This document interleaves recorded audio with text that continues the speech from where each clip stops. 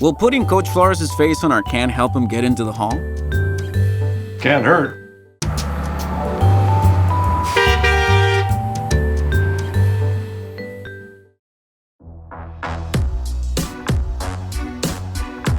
You're listening to Upon Further Review, presented by Coors Light on the official Raiders Podcast Network.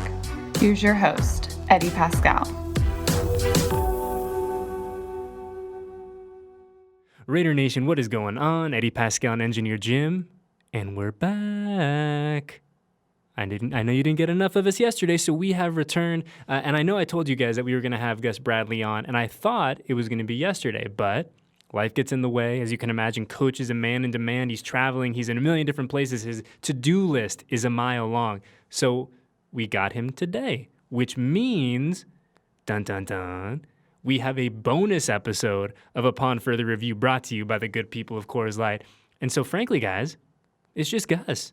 We were joking earlier today where it feels like Raiders.com now is just GusBradley.com, but I like it. It's good. We're excited. We feel good about this hire. Obviously, Coach Bradley has a lot to do in the next couple days, weeks, months to get this defense to where we all want it to be in 2021. But after talking with him, hearing his press conferences over the past few days, I feel like he's the right person to do that. He has the right energy. He's the right enthusiasm, charisma, whatever word you want to use. He's going to be the guy that gets this defense back to respectability because, frankly, that's what we're looking for. We are looking for a competent defense, a defense that can be on par with the offense and get this team back into the playoffs, hopefully, in 2021. So, without further ado, here it is, our conversation with Gus Bradley.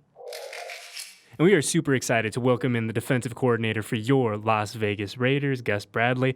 And Coach, it's been, just a little over 2 days since we announced your hiring. So what has been on your agenda? What have you been doing the past 48 hours? Well, a lot of phone calls, just getting a chance to get to know some of the current staff and building our staff, on the defensive side of things. So had great conversations with Coach Gruden, Coach Marinelli, and then some of the guys that we're looking at hiring. So just starting that beginning process. Also had a chance to reach out to some of the players. I know I'm just in the beginning stages of that. Would love to, hope in the next, few days get a chance to reach out to all of them. So, Coach, I got to ask you this. What was the moment, I don't know if there was one, but if there was, what was the moment where you knew that you were going to take this job, that Las Vegas is where you were going to continue your coaching career? Well, I think, there's a good chance when Coach Gruden invited me out there and I walked in the building or drove up to the building, at that point, it was a really good feeling.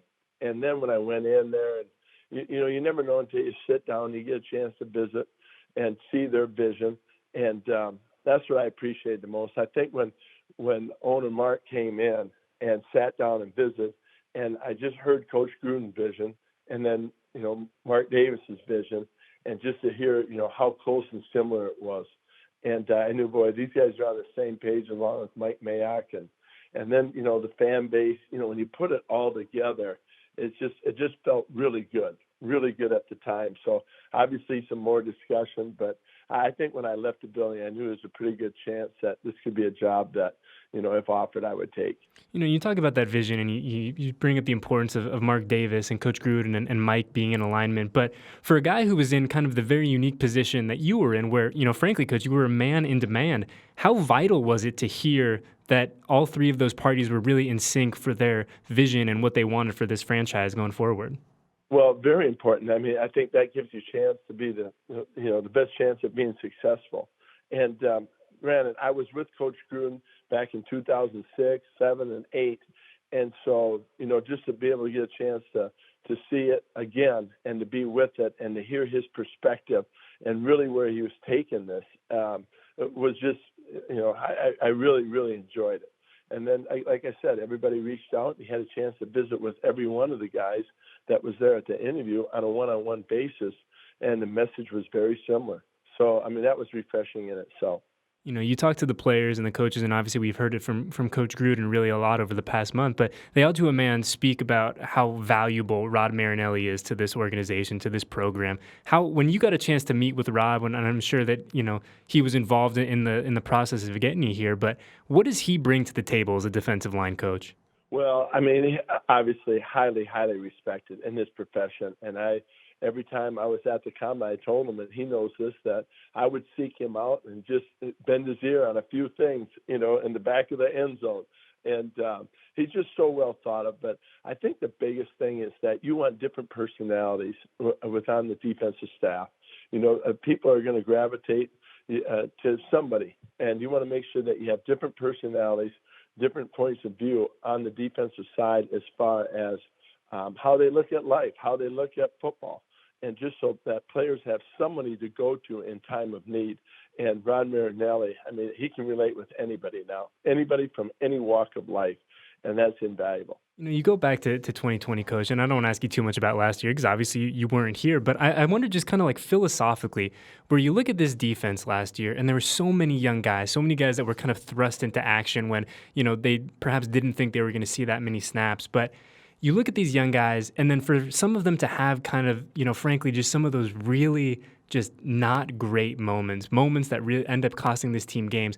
What do you do now? How do you come in and kind of build up their confidence to say, hey, look, last year was a learning experience, but hey, we're going to get better in 2021, and this is how we're going to do it?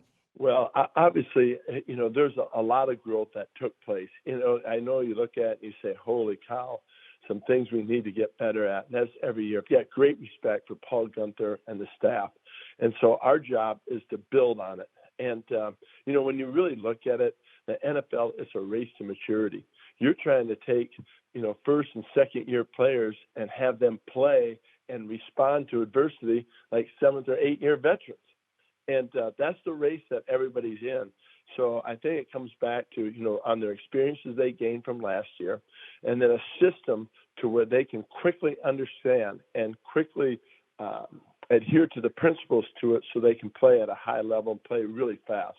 I mean, that's the importance. That's the race to maturity.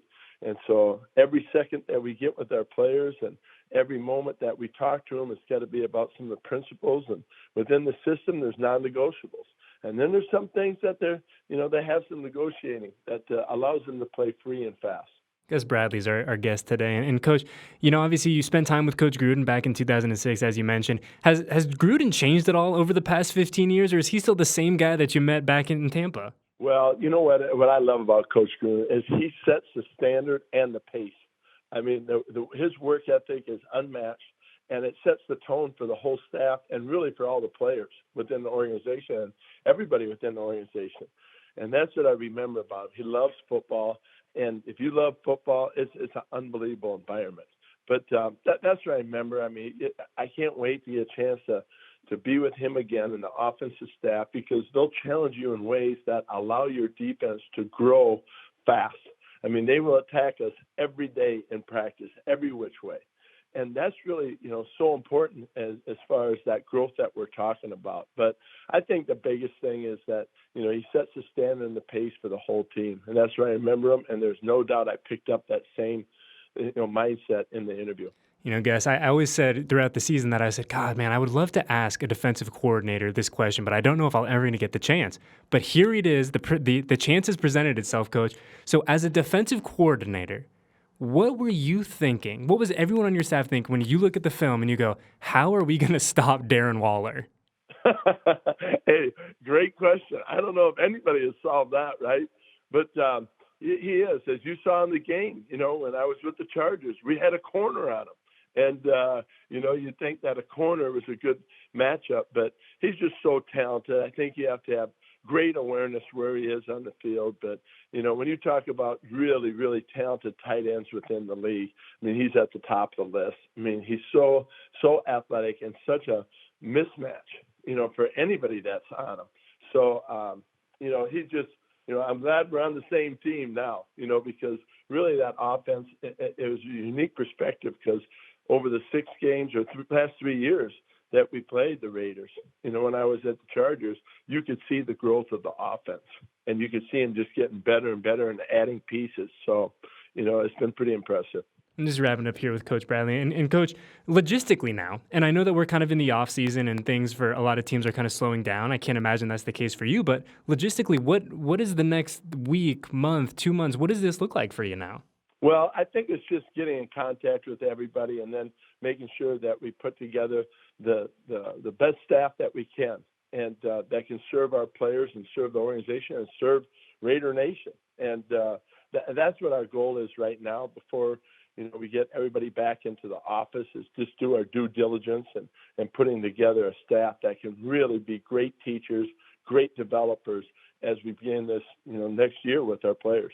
Coach, a little birdie told me before I let you go, because I know you're up against it, but someone told me that you're quite the fisherman. So have you been able to find any spots out here in the desert? I can't imagine that. And look, I am no outdoorsman. I'm not going to pretend to be an outdoorsman, but I imagine that it's probably kind of hard to fish out here when it's just beautiful mountains and dryness. Hey, that's all right. I think, our time will be spent either driving to the office and at the office. So, you're right. I love to fish, and when I have a little bit of time, just because it gives that one-on-one time with family. Now, I didn't say I was a great fisherman. I just said I like to fish.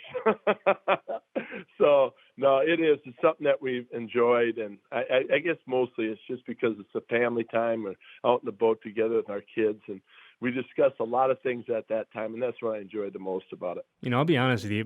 Two of my best friends from home are really legit big-time fishermen. And so the past couple of years, obviously this year being the exception since everyone's all over the place, but we typically, my group of buddies, we try to go on one fishing trip, one weekend each year. And as I've said, I'm no fisherman, but it's a great excuse to sit out on the water, drink a few ice cold suds, and just chop it up for a little bit. Oh, there's no doubt. That's living right there. So I don't know if we solve any problems, but we sure discuss a lot of them. Very well said. Well, hey, Coach, we appreciate your time. I know you've been a very busy man the past couple of days, so we appreciate you carving out a little bit of time for us. And hopefully the next time we see you, I will physically see you here in this brand new, beautiful building. But in the meantime, stay safe, stay healthy, and we'll catch up with you soon. Oh, I appreciate your time. Thank you so much.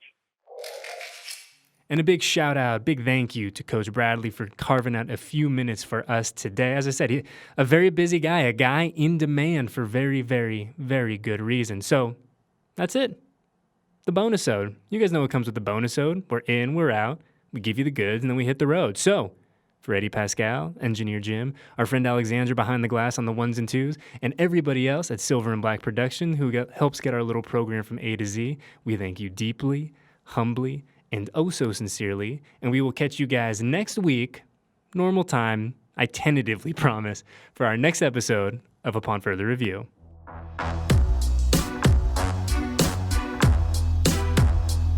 Thanks for listening to this edition of Upon Further Review, presented by Coors Light on the official Raiders Podcast Network.